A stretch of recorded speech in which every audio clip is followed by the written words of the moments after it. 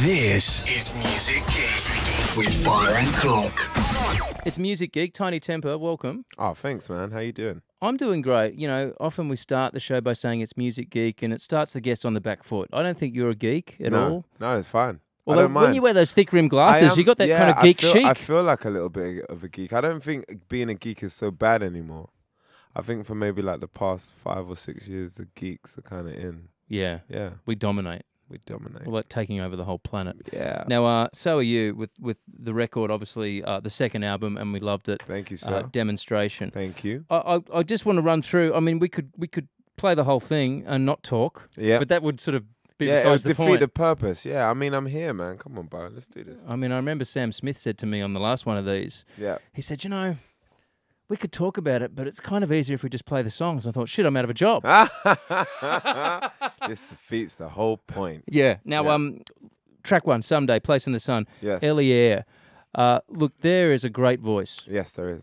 For Ella Air. Yeah. For you to get her on the record. Yeah. And I know you're kind of...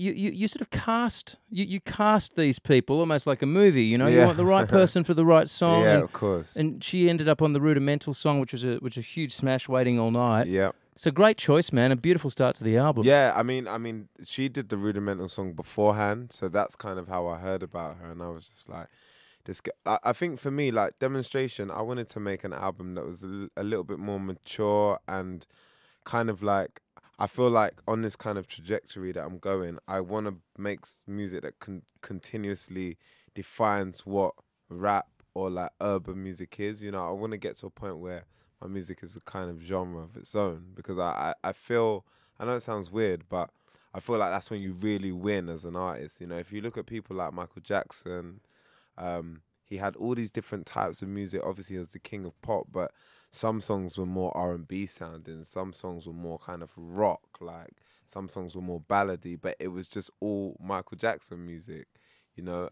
Same with Sade, you know, you could call it a particular style, but it just sounds like Sade. So that's exactly what I wanted to do. And I think, obviously, in trying to do that, I always try my best to, especially within Demonstration, I wanted to have some artists that were like really established in Britain, because I'm like a British advocate, so I try to be anyway. So yeah. I tried to have some really like established British artists like Dizzy Rascal, you know, people who I'd listened to from when I was like 12 years old and had like inspired everything that I'm doing now. But at the same time, try and get some newer artists on there, people who were, you know, I felt like had the potential to go on to be great, you know, because I like for people to get, even like when people first got hold of Discovery, I like the fact that most people could like look at the last track, Let Go, and see Emily Sandé, and there's probably about 40-50% of them being like, who? You know, and then a couple of months, weeks, years later, it's like, wow, you know. So I've definitely feel like that about Ella Air, and also Laura and Vula, who I featured on the album too. Is that on the Heroes track? That is on the Heroes, which is an amazing song. Oh, thank you, man. We'll get to that. My personal favourite, because you mentioned Dizzy, and I guess like for me as a music geek, it does go right back to hard rock and heavy metal. Yeah. So the track that Dizzy's on, Mosh Pit, which also has Ty Dolla $ign, that to me is kind of, it's the new rock, if you like. Yeah. Because there's not a lot of rock as you would used to define it around, you know, with drums and riffs and bass. But it's the spirit of hard rock on that track.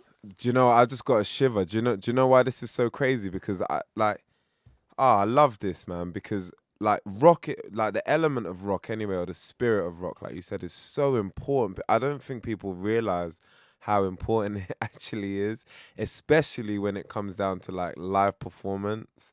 So all the biggest, Michael Jackson's a rock star, like who we kidding? Jay-Z is a rock star. And I just think with a lot of the newer, I like to call it kind of MP3 stream music, you know, you've got a lot of, and I love it, you know, I love it as much as the next man, but that element is missing from a lot of this new music, you know, it's very minimal. Sometimes a finger click. Taste that sample, like, so I always think, all right, cool, I love this music, I do love it, it's nice to kind of sit at home, relax, have a glass of red wine and chill out, but when you want to go and watch these people live, or when you want to go and feel the energy of it, how are you ever going to feel the energy? So I'm glad you picked up on the fact that Mosh Pit has that kind of element, because I don't think, you know, of course there are definitely indie bands and you know, massive rock bands like Arcade Fire, who was still making great rock music and always challenging and trying to reinvent what rock music actually is. Even Arctic Monkeys as an indie band, I think what they last did with the last record, they kind of like challenged it a little bit more, because a lot of rock has, you know, rhythm and blues influence in it as well. Yeah. So I'm glad that you noticed that Mosh Pit has that, because we still haven't found the opportunity to perform it yet. But I'm sure when we do, it's going to be like a big deal. Well, the thing is with rock music, and I guess a lot of the bands you speak of who are amazing bands, Arcade Fire, Arctic Monkeys, it's kind of, it's cool. Yeah, it's awesome. But in a way, rock, as I think of it, should be hated by your mum. Yeah. There should be some sort of rebellion in it. Definitely. It's not for everybody to like. Definitely. Thank you. Yeah, you know, true. And I think there has been a bit of a safe movement. Somewhere on where did this happen? Somewhere along the lines, rock music, as we define it, stopped singing about girls and sex. Yeah. And hip-hop took over. Yeah. And rock became this whiny moan and groan thing. And all the melancholy. A lot of people used to say it. After a while, it started not rock music as a whole, of course, but there were certain groups or bands that it was wallowing music, like suicidal, down kind of music. And I don't know when that changed, but that's probably why Kanye West ended up saying, you know, hip hop is the new rock and roll, because obviously it's not necessarily about the sound, it's not about the guitar lick or, you know, the drum feel. It's about what you're saying. And you're right, you know, there are elements of it that are supposed to be hated by your mum. And I always that's why some of my lyrics, like, I just feel like once you lose that, and a lot of music that I'm hearing more and more, like newer music, doesn't have those elements in it. But I guess I just have to keep on doing it, you know. And that aspirational way that you go about living your life inspires dudes like me who are on the radio and people who are going about their everyday jobs, because they want to live like that. They want to, I don't know, somewhere along the lines, the rock stars felt like they had to apologize for having success or enjoying things. Yeah. Whereas you embrace the fun that you're having. I mean, you're living a busy life, a hectic life, but a cool life, and you're happy to tell us about it, right? Amen to that, definitely. Yeah, it is important. I definitely think that there's a balance. It's funny actually, and it's sad. I don't know. Maybe you can help me with this, but I feel like almost with the rock stars, people didn't mind seeing rock stars have fun. Like, people didn't mind seeing rock stars throw TVs out of like hotel rooms.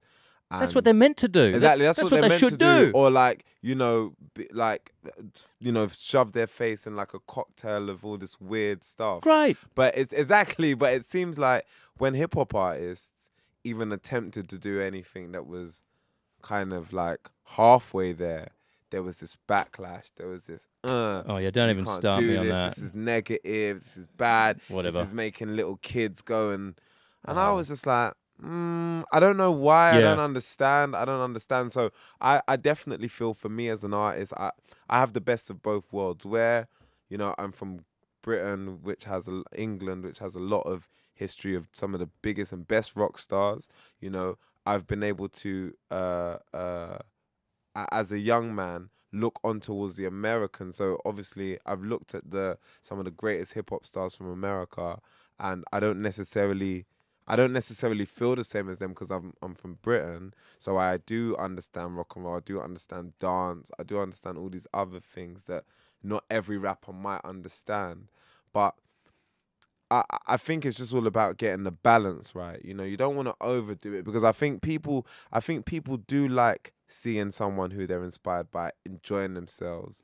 But I think maybe where some hip hop artists, I think when you start to like rub it in people's faces, or you know, you don't mind seeing the guy drive by in a nice car and being like, oh, that's a lovely car. But if he gets out and he's a twat and he makes people feel you know, not good about themselves, then I guess that's when you don't enjoy seeing that guy anymore, you know. Maybe, I don't know, but No, I get for it. me as an artist, I'm just always trying to keep the balance, because I understand it's very, very important. I understand when I do a live show, there's certain things I say that kind of get the crowd, you know, up and get them where they need to be.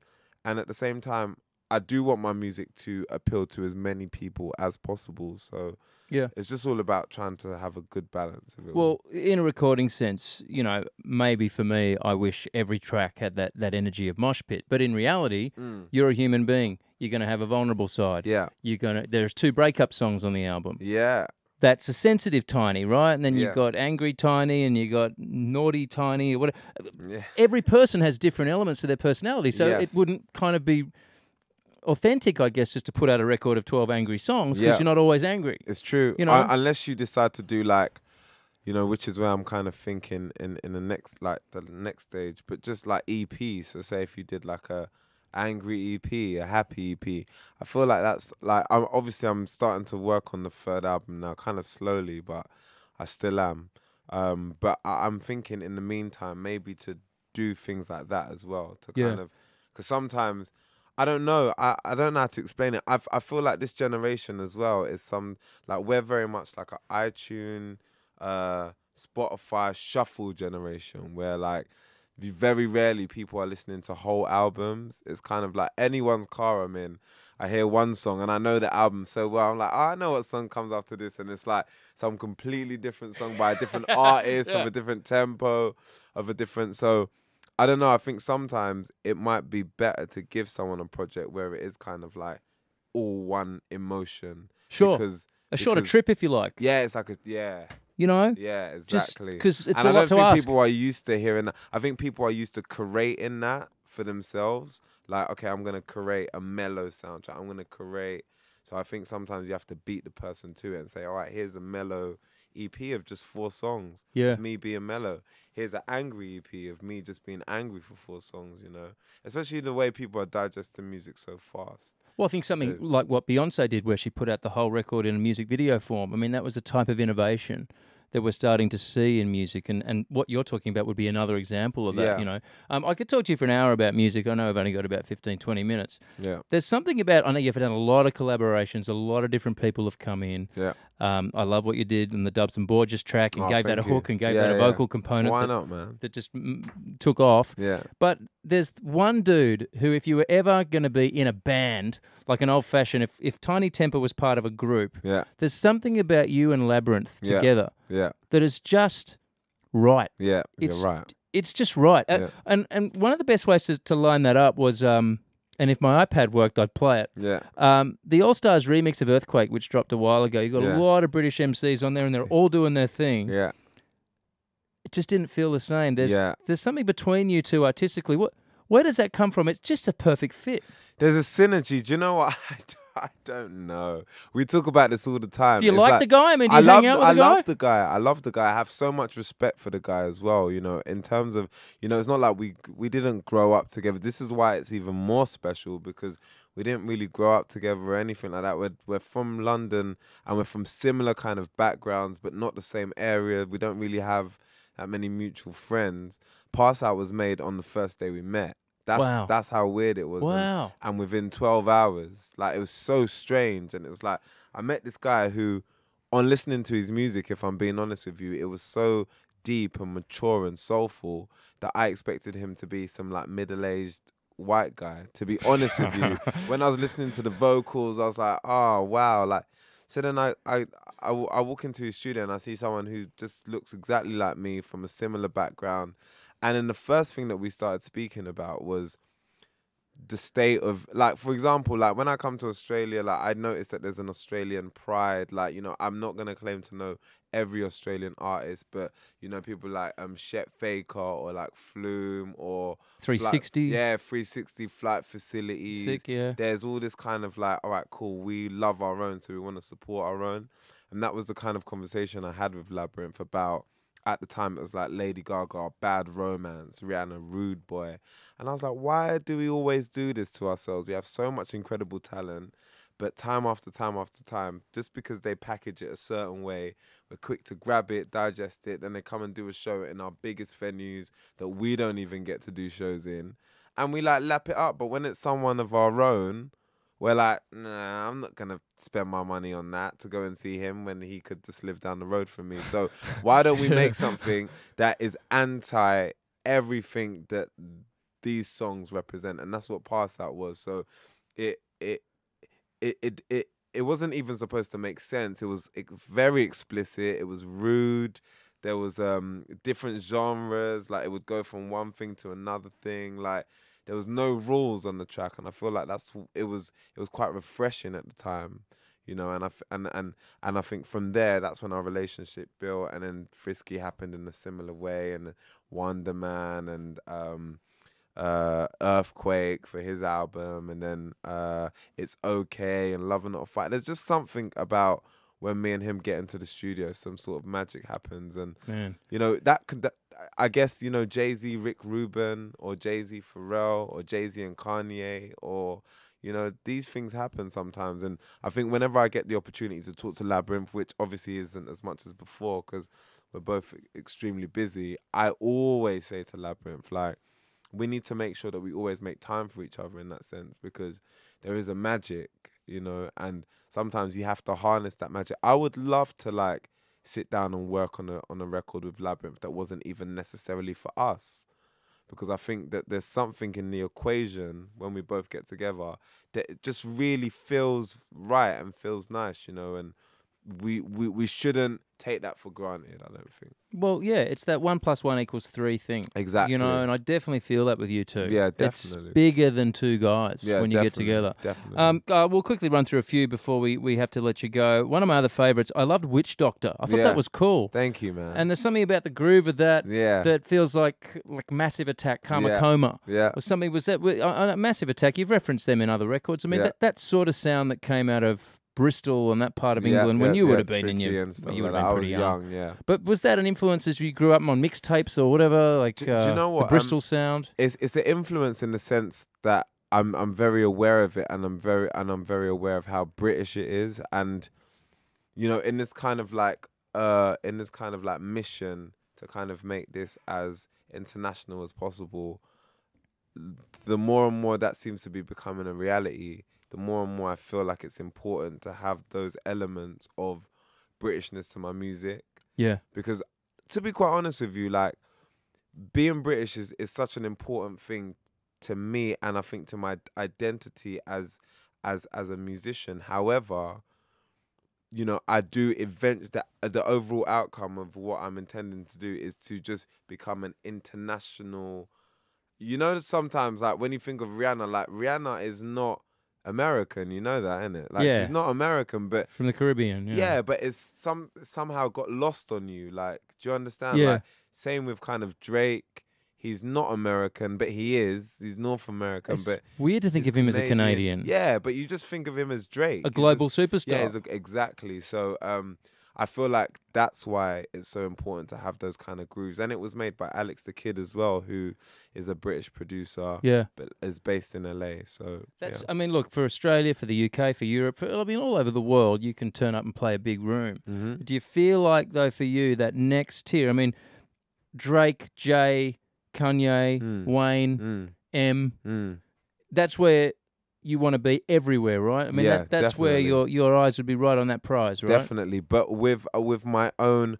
But imagine that, all those people that you named, and then add like Faithless into the mix, or add someone that's got a bit more enigma, like, and a little bit more rock star to them as well. Like, that's how I kind of see it, because I think that there's something about British artists that they kind of emit this same kind of like superstar quality, but it's a little bit more rustic. Like, you could, like, you wouldn't be that surprised if you probably saw Chris Martin walking down the road right now, and you probably would, to be fair. Maybe now, but not a few years ago. But not, you wouldn't, like, it wouldn't be so, like, whereas, you know, with Americans, you expect the whole kind of hoo-ha. Like, I know it's funny, I've never really spoken about this with anyone, but you know, when I get to that point, when I get to like the zenith of my career, fingers crossed, I'd like to be in a position where you know, I have the same amount of success as all of those people that you've named, or, you know, relative to this day and age, because we all know that